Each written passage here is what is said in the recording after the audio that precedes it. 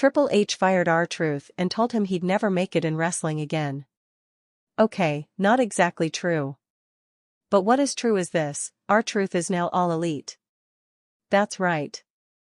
After nearly 2 decades of dancing, rapping, disappearing at Royal Rumbles, and somehow surviving a ladder match he wasn't booked for, R-Truth has officially signed with AEW. And here's the wild part: Triple H's reaction? Not what anyone expected. Some say he laughed. Others say he cursed. One report says he called Tony Khan at 2 a.m. But what really happened behind closed doors when WWE's most unexpected comedy legend jumped ship? Stick around, because we're breaking down everything you didn't see, including the one line Triple H said that no one in the locker room could believe. Triple H once told R-Truth he'd never make it in this business. Or so the story goes. Let's pause for a second. That quote? It's not exactly on the record. But sometimes, in wrestling, what's said behind closed doors matters more than what's said on camera. Because R-Truth, WWE's court jester, unbreakable utility man, accidental comedy genius, and survivor of more chaotic segments than anyone else in modern wrestling, just did something nobody expected: he became All Elite. That's right. R-Truth, the man who once thought the Royal Rumble was next week, who pinned himself for the 24/7 title, who somehow managed to be beloved without ever winning anything that mattered, just crossed enemy lines. He's in AEW now. That's real. That happened. And Triple H's reaction? Not what anyone expected. Some said Triple H laughed. Others said he was furious. One report claimed he called Tony Khan at 2 a.m., demanding to know why. And then there was that one quote. The one nobody could believe. The one that stopped the locker room cold. If R-Truth makes it there, then we all failed here. But what really happened? What's real and what's rumor? And why does this matter so much more than anyone thought it would? Stick around, because we're unpacking all of it. The reaction. The backstory. The fallout. The truth behind R-Truth's leap from sports entertainment to professional wrestling's Wild West. And spoiler alert, it's way more than just a funny guy switching companies. This is about ego, legacy, power, and something nobody wants to talk about: respect. This isn't like Cody Rhodes jumping ship. Or even CM Punk showing up on Collision. Those stories were built on years of tension, fan anticipation, dream match speculation. This is different. This is a 52-year-old performer who, let's be honest, most fans assumed would retire quietly in WWE. A background character. A nostalgia act. The guy you cheer for during commercial breaks. And then, he doesn't just get released, he signs with AEW. Not for a cameo. Not for a one-night pop. He signs a deal. He debuts. He makes waves. And just like that, a guy WWE never fully took seriously suddenly has the spotlight again. If you think this is just a comedy bit, you're missing the bigger picture. Let's get into the meat of this. Triple H, since taking creative control of WWE, has been methodical. He's brought back dozens of released stars, restructured NXT, and shifted WWE toward more long-term storytelling. Whether you like the changes or not, one thing's clear: Triple H is strategic. So, when someone like R-Truth walks away? That doesn't just happen quietly. Especially not when that same someone has been loyal to the company through thick and thin for nearly 2 decades. And yet, here we are. Now, let's be fair. There's no on-camera footage of Triple H slamming his headset down backstage. No leaked audio of a profanity-laced rant. But the reaction, real or manufactured, spread. And the line, "If R-Truth makes it there, we failed here," is more than just a spicy quote. It's a thesis. Because what if R-Truth does make it? What if he becomes a major locker room leader in AEW? What if the fans rally behind him all over again? What if he becomes, dare we say it, A symbol of how WWE mishandles the talent they don't know what to do with. That's the story we're here to tell. For years, R-Truth played the fool. He rapped to the ring, made everyone laugh, and took L after L without complaint. But beneath the hijinks was something else, a pro's pro. A guy who understood timing, crowd psychology, and improvisation better than most main eventers. He made every segment he was in better. Every feud funnier. Every chaotic moment memorable. But WWE never pushed him beyond that role. Never gave him a serious shot. Never saw him as anything but a backstage buffer between real stars. And here's the painful truth, sometimes the people who smile the most are the ones least appreciated. Sometimes the guy doing the comedy skit could have headlined, if someone just believed in him. AEW's move, bold or bonkers? So AEW signs him. And everyone's asking, why? Is Tony Khan just trying to score points against WWE? Is this a nostalgia signing? Is R-Truth going to be used seriously, or is this just more comic relief? These are fair questions. And we'll answer every one of them in this video. But here's the thing, the reaction to this signing is what's so fascinating. Not just from fans, but from people inside the business. People who thought they knew how this game worked. Triple H included. Because whether or not he really said what's been rumored, there's a sense that this move caught WWE off guard. Like they expected R-Truth to just fade out quietly. He didn't. This isn't just about wrestling. It's about what happens when you outlive your usefulness in the eyes of your boss, and decide to bet on yourself anyway. It's about proving people wrong. It's about a man who was typecast as a joke refusing to go out as one. So, when we break down Triple H's reaction, we're not just talking about one man being mad. We're talking about a system that overlooks the wrong people and gets shocked when they thrive somewhere else. We're talking about the consequences of underestimating someone just because they made you laugh. We're talking about respect, lost and reclaimed. So what did Triple H really say when he found out? We're about to break it all down. The release. The reaction. The phone call. And that one sentence, that one line, that nobody in the WWE locker room will forget anytime soon. Let's go. Before we can understand why R-Truth's jump to AEW rattled so many cages, we need to rewind the clock. Because this isn't just about a contract signing or a funny man switching brands. This is the story of one of the most unconventional, underappreciated, and surprisingly influential careers in wrestling history. And if you think you know who R-Truth is, chances are, you've only scratched the surface. Born as Ronnie Aaron Killings in Charlotte, North Carolina, his path to professional wrestling wasn't just non-traditional, it was turbulent. Before he ever stepped foot in a ring, he was a high school dropout, a drug dealer, and eventually, a convicted felon. His early life was marked by chaos, poor choices, and hard lessons. He wasn't some indie darling who spent years climbing the ladder from bingo halls to televised matches. He didn't have a wrestling family. He wasn't bred for the ring. In fact, if anything, life seemed determined to keep him far away from it.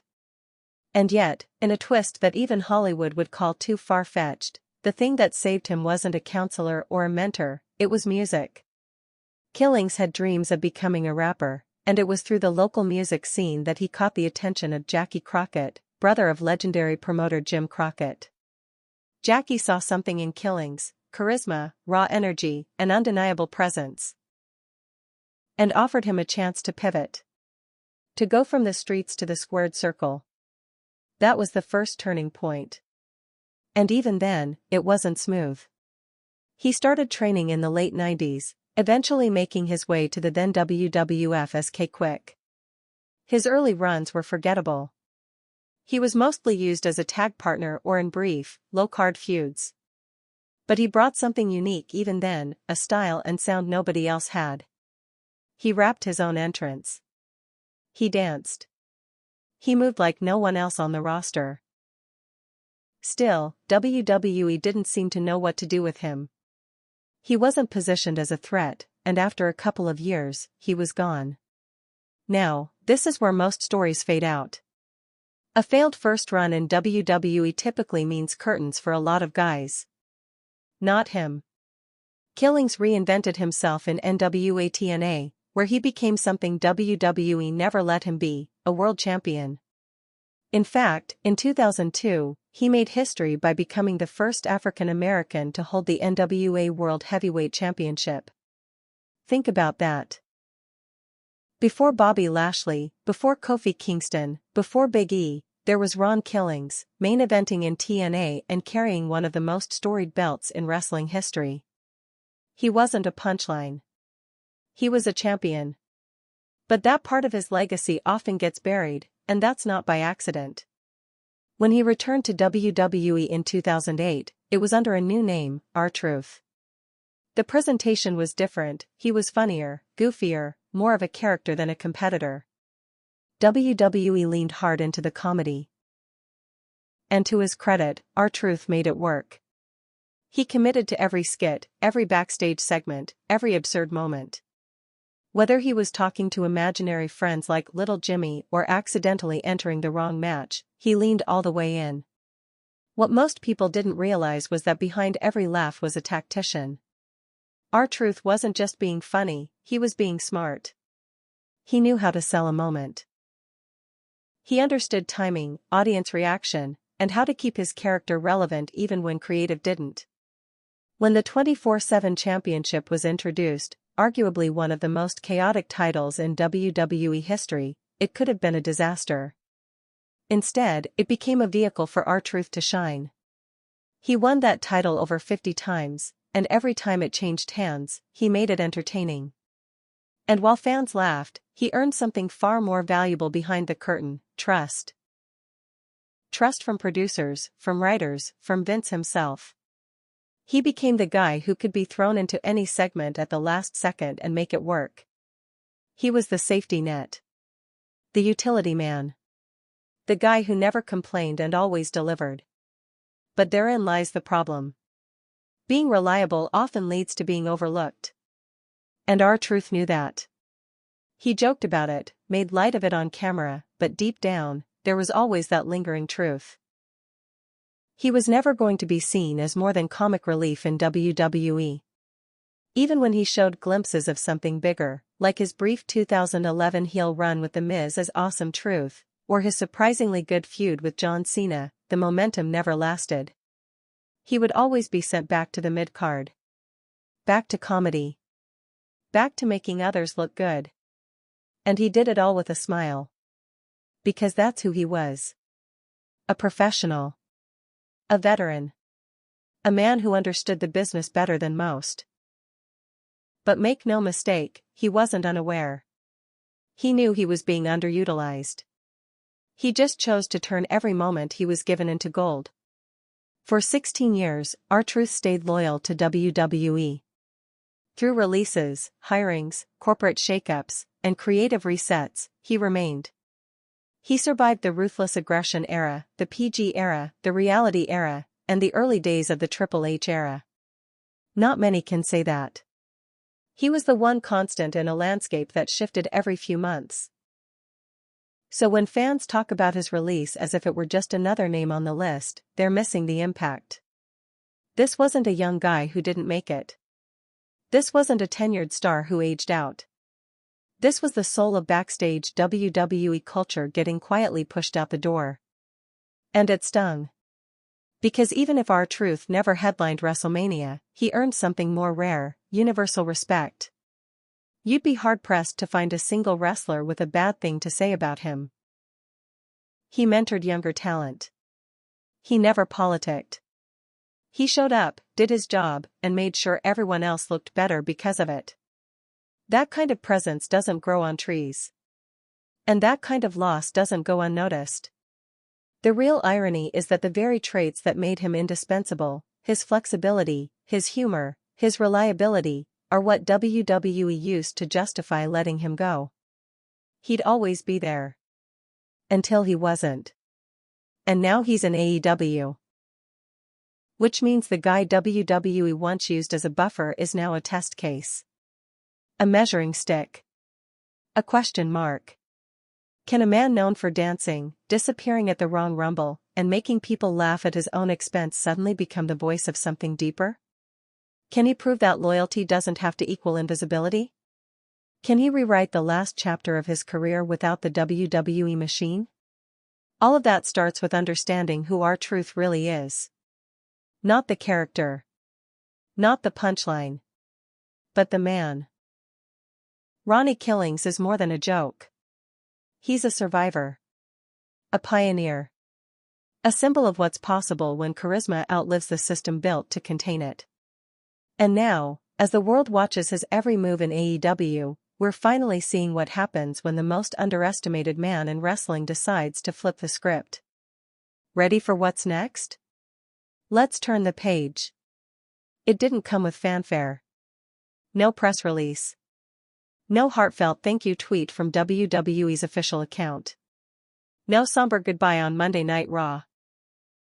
No backstage segment with a handshake and curtain call. R-Truth was just gone. For a company that spent years using him as the glue between segments, the man who could fill time without killing momentum, his departure felt like a glitch in the system. No official announcement. Just a whisper. A tweet from a dirt sheet. A screenshot from a leaked memo. The kind of quiet exit that screams louder than any dramatic farewell. That's how the news broke. R-Truth had been released from WWE. And almost immediately, fans were asking the same question, why? This wasn't just another name in a cost-cutting purge. This wasn't a bloated contract dragging down the books. This was a lifer. A veteran. A guy who was never a locker room problem, never injured for long, never a PR headache. So what changed? To understand that, we have to look at the timing. Triple H had taken creative control not long before. Vince McMahon had retired, then unretired, then re-retired again, in a swirl of headlines no wrestling fan could keep up with. WWE was in transition, new faces being pushed, old guard being re-evaluated. NXT call-ups were flooding the roster. Executives were looking at numbers, metrics, click-through rates, demo data. And in that storm of recalibration, someone somewhere made a call, R-Truth doesn't fit the plan anymore. Maybe they framed it as creative exhaustion. Maybe someone argued that he'd done all he could do. Maybe they saw the 24/7 title's retirement as the end of his utility. But the silence surrounding his exit said more than any statement could. WWE didn't honor him. They didn't send him off with a video package. There was no tribute, no thank you segment. They let him walk away like a temp employee whose badge just stopped working. The locker room, by all accounts, was stunned. This wasn't like when Vince cleaned house during the pandemic-era cuts. This wasn't about budget. This was surgical. Intentional. Personal, even. And for some in the back, it sent a message louder than any memo: tenure doesn't protect you anymore. Several superstars, off the record, allegedly found out about his release through social media. One longtime producer reportedly said, if they can cut truth, they can cut anyone. Another veteran described it as cold. Not malicious. Not angry. Just cold. That word kept coming up, cold. Because WWE didn't just release R-Truth. They erased him. There was no farewell match. No tease. Not even a storyline write-off.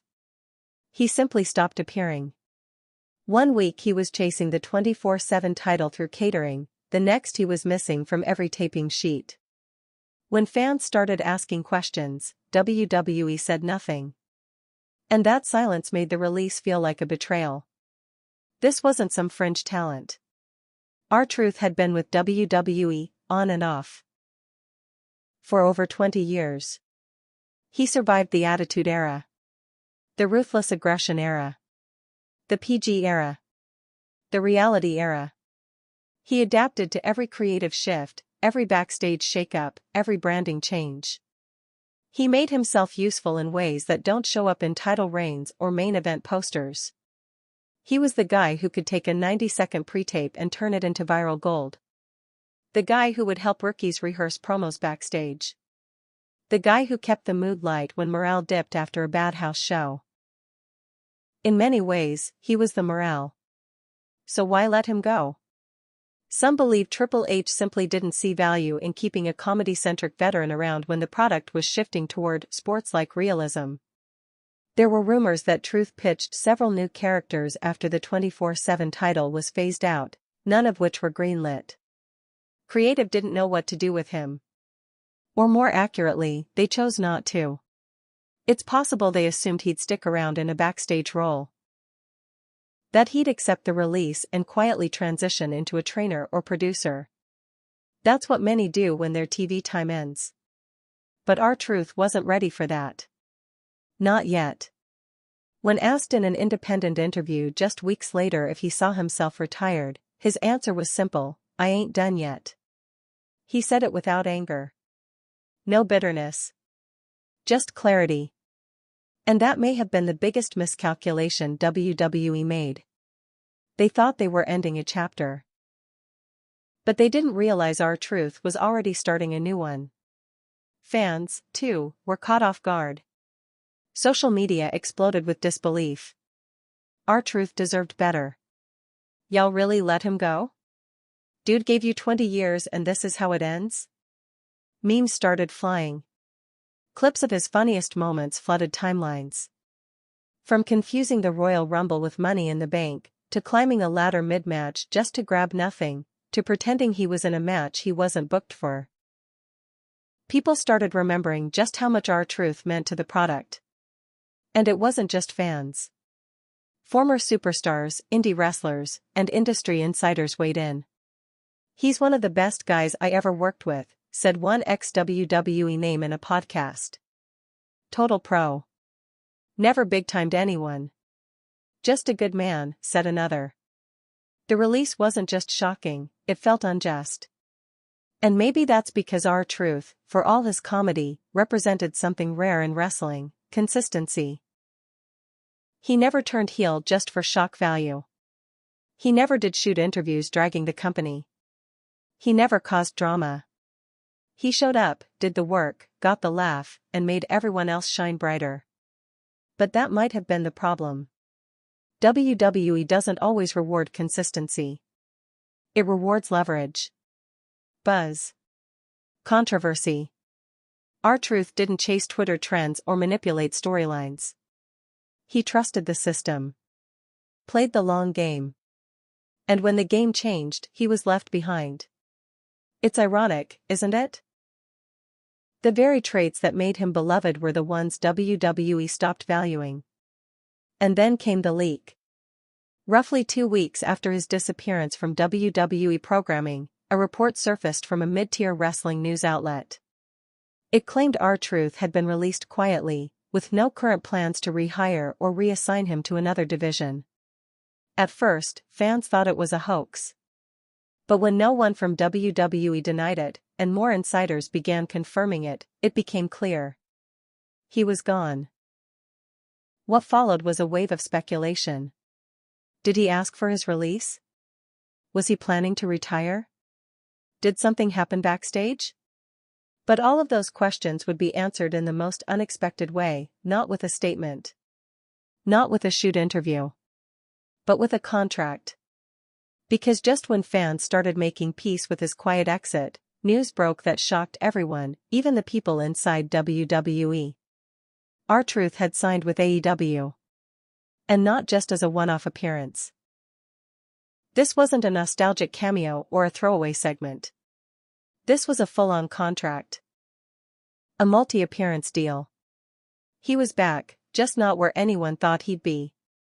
And suddenly, the quiet release from WWE took on a new light.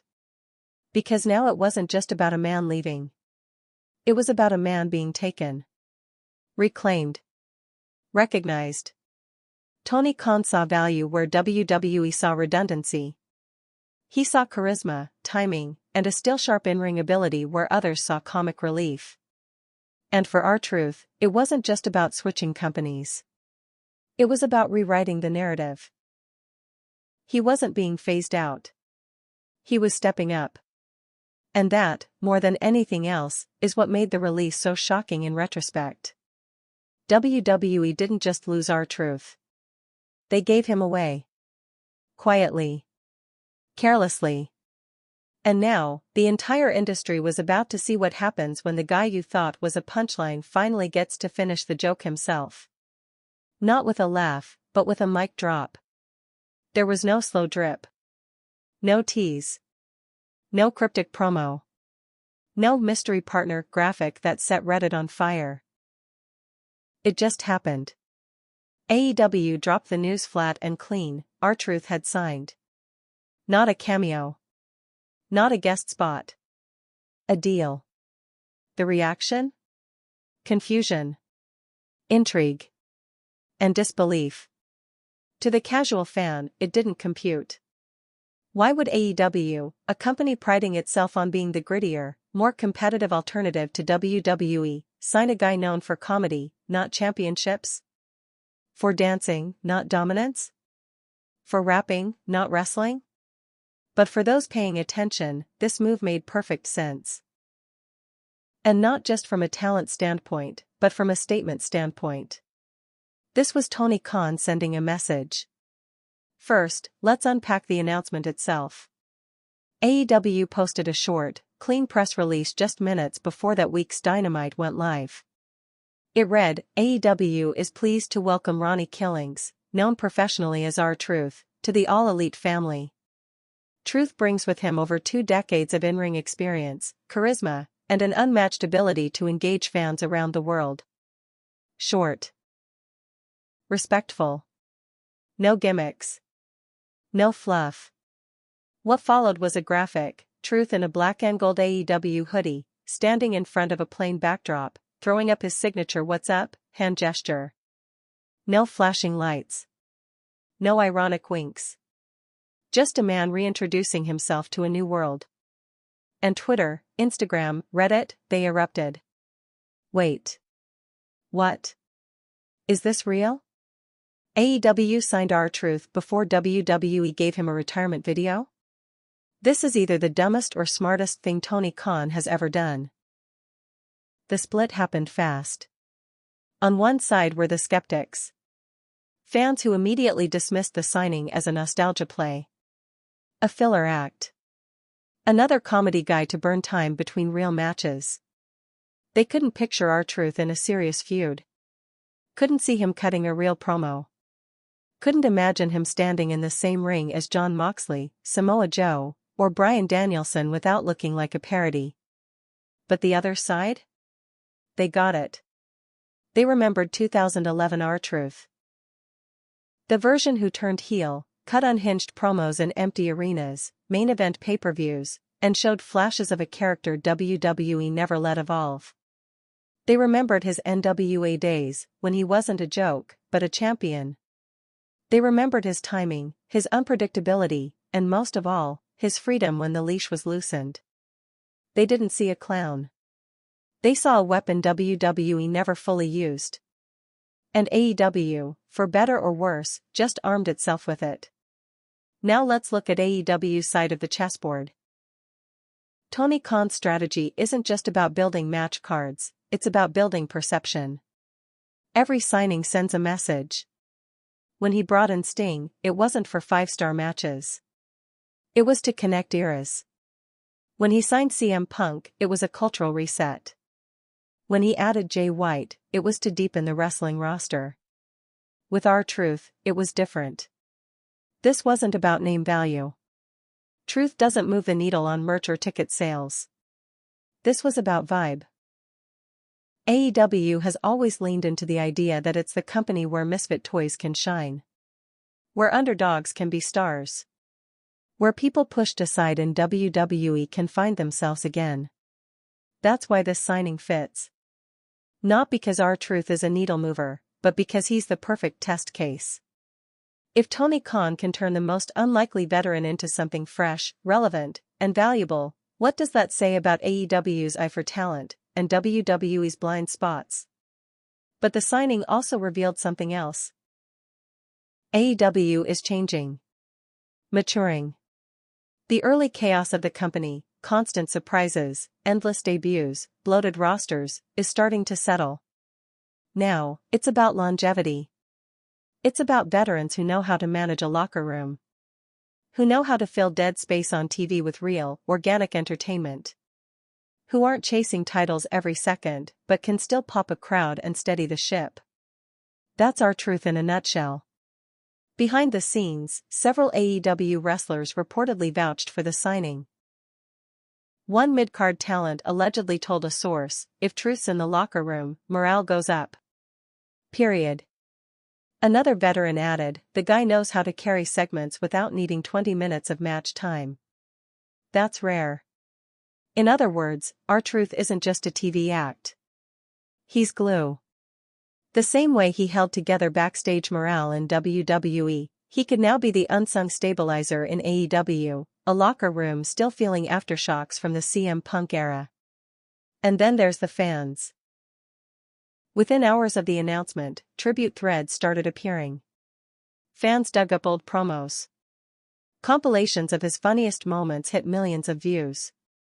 But more importantly, people started speculating. Who would he feud with? Would he stay funny or get serious? Could he be the next Orange Cassidy-style anti-character? Some fans floated matches against Danhausen, Orange Cassidy, and even MJF. One tweet said, "Imagine R-Truth walking into the House of Black segment like he got lost." That's instant TV gold. Another read, "Put him in BCC for one night just to see what happens." It wasn't just mockery. It was excitement. Curiosity. That's the key. Because whether you think the signing is genius or ridiculous, you want to know what happens next. And in wrestling, that's gold. But while the internet speculated, one camp was quiet, WWE. No tweet. No response. Not even a passive-aggressive line in a promo. For a company usually quick to reframe departures, their silence was telling. Either they were blindsided, or they didn't want to acknowledge the move at all. And that leads to the most fascinating part of this entire situation. How did WWE not see this coming? They had R-Truth on the payroll for almost 20 years. They knew what he could do. They knew he had fans, backstage respect, and charisma that hadn't aged a day. Did they really think no one else would pick him up? Or, and this is the harder question, did they think he wasn't worth picking up? If it's the latter, then Tony Khan just punked WWE in the most unexpected way. He took someone WWE dismissed as background noise and gave him a mic, a new jacket, and a fresh stage. That's not just a signing. That's a middle finger dressed as a handshake. And make no mistake, AEW isn't bringing R-Truth in to fade into the shadows. The moment he debuted, it was clear, they have a plan. Whether it's tag team matches, backstage chaos segments, or surprise commentary spots, he's going to be everywhere. This isn't a charity deal. This is a calculated gamble. And if it pays off, if Truth finds a second wind, if the fans connect with him on a level WWE never allowed, then AEW doesn't just get a reliable act. They get a symbol. A symbol of reinvention. Of redemption. Of what happens when a man who was once just the punchline finally gets to write his own script. Because for R-Truth, this isn't just a new chapter. It's revenge in slow motion. The moment R-Truth's AEW signing hit the news cycle, social media went into overdrive, but it wasn't just the fans refreshing their feeds. Inside the locker rooms of both AEW and WWE, phones lit up. Group chats buzzed. Conversations that usually revolved around booking and travel shifted toward a new subject. R-Truth just jumped. To the outside world, it may have seemed like a mid-card signing. To the people who actually work in wrestling, it meant something more. Something nobody expected. Let's start with AEW. The vibe backstage that night, according to several accounts, was a mix of surprise, relief, and excitement. Surprise, because not everyone knew it was coming. Relief, because the addition of a veteran with real locker room presence meant stability. And excitement, because everyone, top to bottom, knew how much a guy like R-Truth could elevate the overall tone of the show. He wasn't coming in to main event pay-per-views or steal titles. He was there to steady the machine. One AEW talent who spoke anonymously to a wrestling podcast said, "Truth coming in was like a breath of fresh air. He's been through everything. There's no ego. No weird politics. He just wants to entertain and help people around him." Another performer, who had worked both WWE and AEW, described Truth's arrival as a culture moment, saying, "AEW's still got growing pains, man. Sometimes the locker room feels like a college campus, everyone's got opinions, everyone's in their own zone. Truth's the kind of guy who brings people together." In WWE, even people who hated each other liked him. That's rare. There were no grand speeches. No backstage coronation. But word spread fast, R-Truth was there, and he was all in. He wasn't acting like a veteran riding out his last run. He was asking questions. Helping younger talent run through segments. Giving feedback after matches. One mid-level AEW name said he caught Truth watching a dark match, taking notes. "He pulled me aside after and told me, 'You've got great pacing, but you're rushing the last third. Let the crowd catch up to you.' I didn't even ask. He just saw something and shared it." That's the kind of leadership AEW has needed, and not always had. But the more interesting conversations? They were happening in WWE. Because over in Stamford, Connecticut, and across arenas where Raw and SmackDown were taping, there was confusion. And under that confusion, something sharper, embarrassment. Not because R-Truth left, but because of how easily it happened.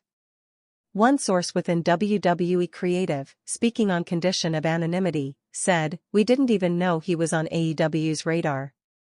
It wasn't like when Bryan left or Edge made the jump. Those were big, public shifts. This was quiet. Almost too quiet." Another former WWE superstar who left the company just months earlier was blunter. "We just assumed he'd always be there. That's the thing. Truth was like furniture, comfortable, reliable. You don't realize it's missing until you sit down and it's not there anymore." That metaphor repeated itself in various forms: furniture, wallpaper, background music. People saw R-Truth as a permanent fixture of the backstage environment. Not a flight risk. Not a free agent. Just there. So, when he wasn't, it sent ripples. One of the biggest locker room shocks wasn't that Truth left. It was that he wanted to.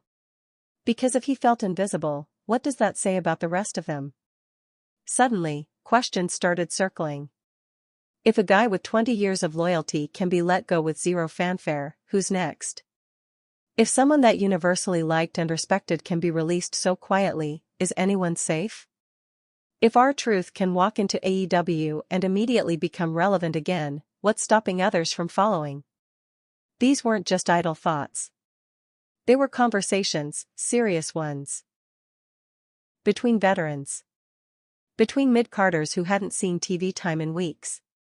Even some NXT prospects, according to backstage whispers, started asking more detailed questions about their contracts. Because in wrestling, one high-profile defection can start a movement. R-Truth's wasn't high-profile in the usual sense, but inside the walls of the business, it had that effect. Not just because he left. Because of how he left. No heat. No drama. No public shots fired. No bitter interviews. Just a clean break and a fresh start. That's what really rattled people. As for TripleH, he didn't make any public comments. But if you believe the reports coming from several trusted insiders, there was a very real moment where the silence broke. One source said a conversation happened behind closed doors with TripleH, shortly after the AEW signing was announced. According to this report, He looked down at his phone, saw the headline, and said one line that would be whispered about for weeks after: "If R-Truth makes it there, then we all failed here." Now, let's break that down. Some say he meant it in frustration. Others say it was a moment of clarity. A reflection. A realization that maybe they let a good man slip away without realizing how much he was holding up behind the curtain. But the line stuck. And in WWE's locker room, it echoed. Was he being self-critical? Was it sarcasm? A bitter shot at AEW's signing strategy? Nobody knows for sure. But the very fact that Triple H said anything was rare. Because let's be honest, WWE rarely acknowledges former talent in any meaningful way unless they're either coming back or have publicly attacked the company. Truth didn't either. So the line stands out. And it started to shift the way people thought about the situation. In the days that followed, small signs of quiet unease crept in. A longtime WWE writer admitted off the record that Truth had pitched ideas for months after the 24/7 title was scrapped, most of which were shelved without discussion. A recurring pitch to do a backstage talk show called Truth Be Told was reportedly laughed out of a meeting. Another pitch involved a partnership with NXT's rising talent, where Truth would act as a chaotic mentor figure to rookies coming up from Orlando. That too was buried. What seemed like creative redundancy at the time now looked like oversight. Everyone wanted to be the guy pushing the next big main event angle, the writer said. No one wanted to be the person fighting to keep the comedy guy on screen. But maybe we should have. In AEW, things were different. Instead of dismissing him as a joke, Tony Khan saw R-Truth as a chance to add unpredictability. Not just for comedy, but for culture. AEW didn't need him to win belts. They needed him to matter. And that shift in perspective, seeing value in what WWE took for granted, is what changed the game. That's what people backstage in WWE started realizing. One young talent said, "It's not just about what you do in the ring. It's about how people remember you." Truth left WWE and everyone suddenly realized how much they liked him. How much they needed him around. I think it scared a lot of us. And maybe that's the biggest revelation. R-Truth's departure wasn't a dramatic explosion. It was a vacuum. A quiet space where something used to be. A space that everyone thought would fill itself, until they realized it wouldn't. Because some guys make noise when they leave. But R-Truth? He left a silence so loud, you couldn't ignore it. When it comes to talent cuts in WWE, especially in the modern era, nothing happens in isolation. Every name taken off the roster passes through a series of decisions, approvals, and meetings. And when that name is R-Truth, a two-decade company man who's worn nearly every creative hat short of world champion, the question isn't just why he was released, but who made that call. All signs point to one man, Paul Levesque. Triple H. Now, before anyone jumps into the conspiracy threads, let's be clear. Triple H didn't fire R-Truth in the dramatic, shouting match sense. But under his leadership, the strategic choices surrounding talent have become more direct. Less sentimental. More results-driven. That's part of what made his takeover from Vince McMahon exciting to some, and unsettling to others. So let's rewind. In the months leading up to R-Truth's quiet exit, WWE was in flux. The merger with Endeavor was looming. Internal metrics were shifting focus from pure entertainment value to crossover marketability. There were whispers that certain divisions, like comedy-centric segments, were being trimmed or deprioritized. Even the 24/7 championship, which had once been a goldmine of chaos for Truth, had been deactivated with little fanfare. During this period, Triple H had been making hard choices. Bringing back previously released stars like Bronson Reed and Dakota Kai. Refocusing NXT. Elevating long-term storytelling. He wanted wrestling with weight. Characters with layers. Punchlines? Not really part of the new blueprint. And that's where the first cracks began to form. Multiple insiders have confirmed that Truth's name came up more than once in creative meetings during this time. Not as part of a feud. Not for a push. But as a utility player. Someone who could jump in when needed. The phrasing matters. Because in corporate speak, utility player is code for optional. According to two backstage writers who worked under Triple H's new creative regime, Truth had floated multiple ideas for character refreshes, none of which made it to the scripting phase. One pitch involved reinventing his old Jimmy storyline into something darker, showing a veteran slipping into psychological decline post-24/7 era. Another concept centered around a Truth as producer role on screen, blending his real backstage influence into a mockumentary-style gimmick. Neither made it out of pitch rooms. The rejection wasn't malicious. It was indifference. Triple H, by most accounts, respected Truth. But respect in WWE doesn't equal protection. And it definitely doesn't mean priority. What became clear over time was this: Truth was seen as non-essential. The very thing that made him reliable, his flexibility, also made him invisible. Now, here's where things get personal. Back in 2011, when Triple H was transitioning from full-time performer to executive, R-Truth was in the middle of his first major singles heel push.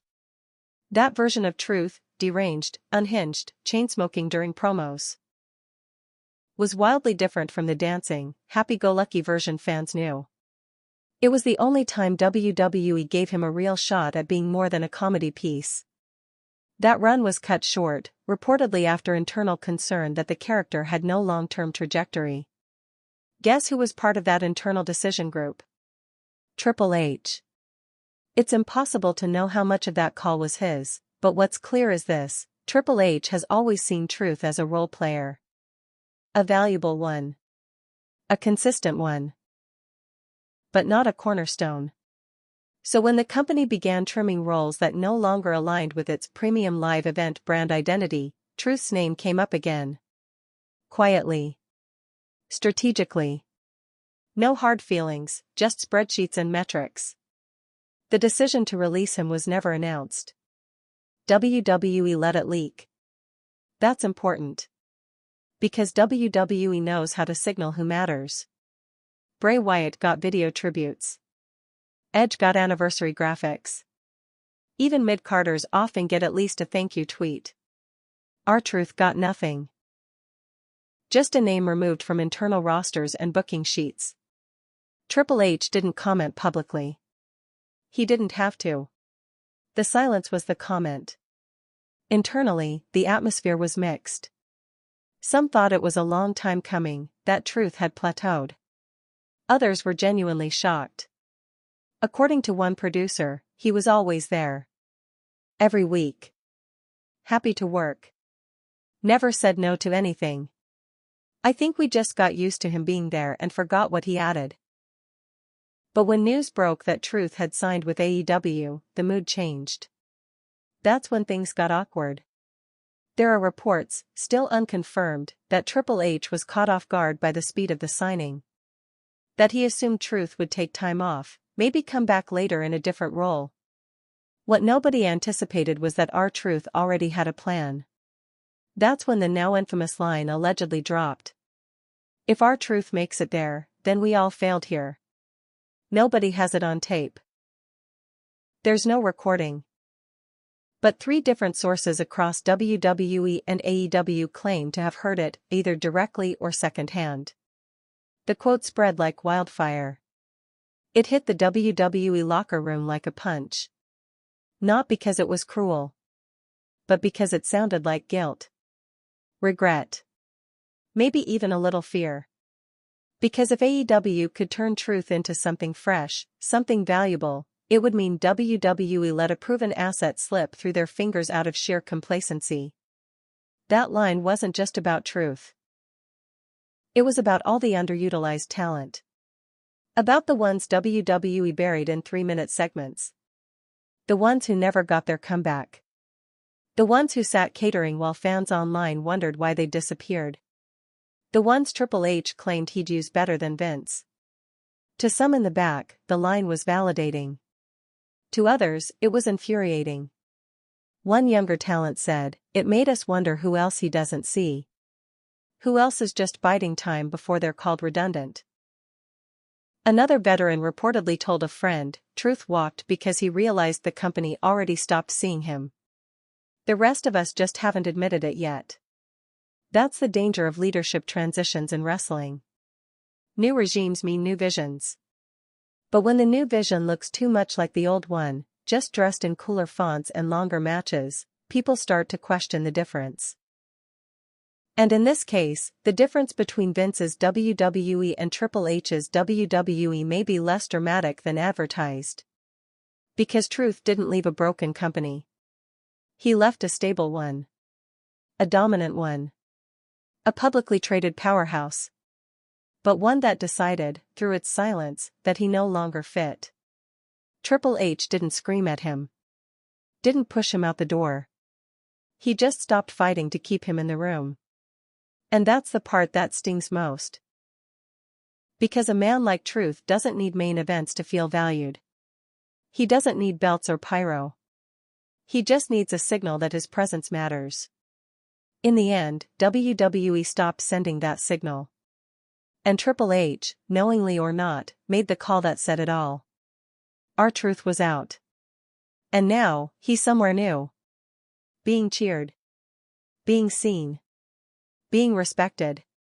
Not as a nostalgia act. Not as a gag. But as a man with something still left to say. And whether Triple H meant that line as sarcasm, remorse, or something else entirely, one thing's for sure, he's watching. Because R-Truth might actually make it there.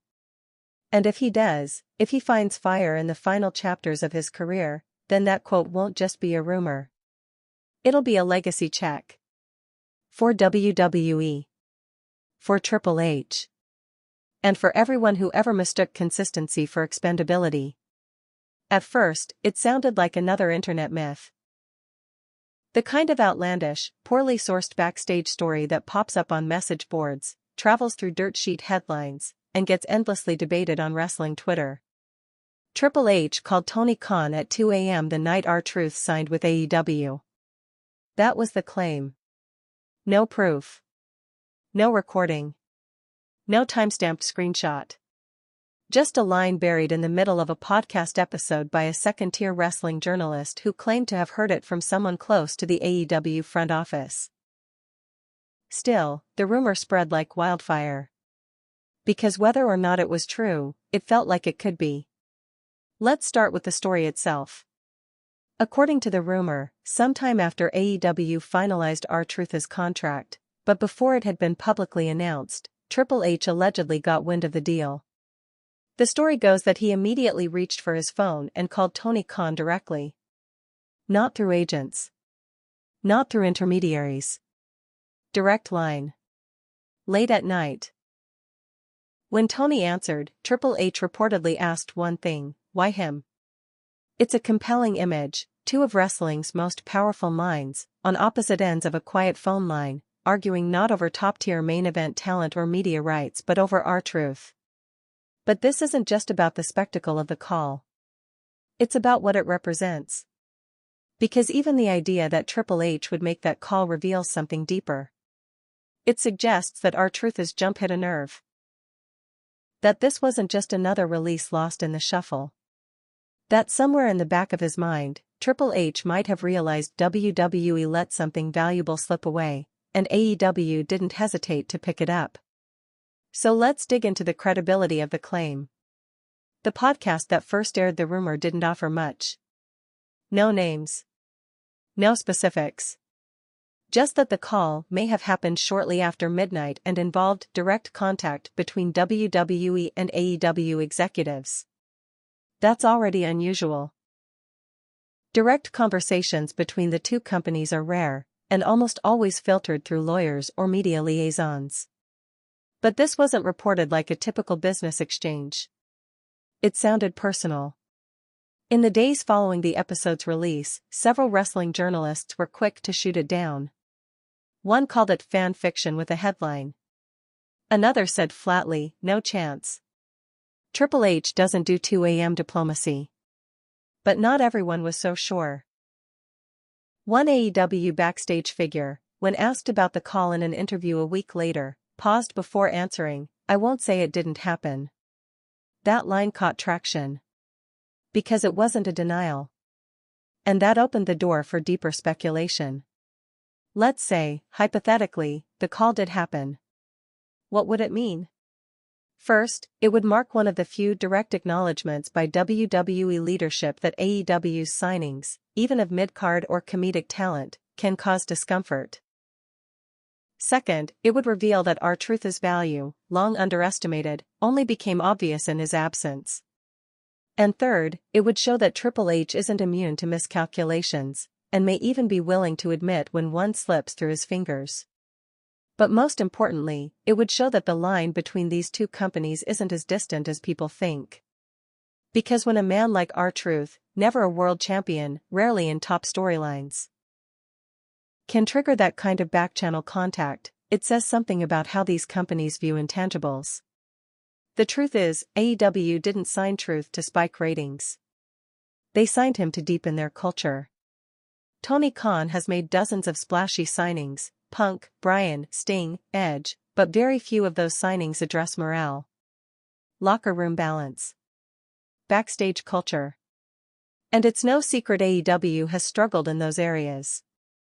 Drama, ego, backstage fights, leaks, shoot interviews that spiral into PR disasters. Truth is the opposite of all that.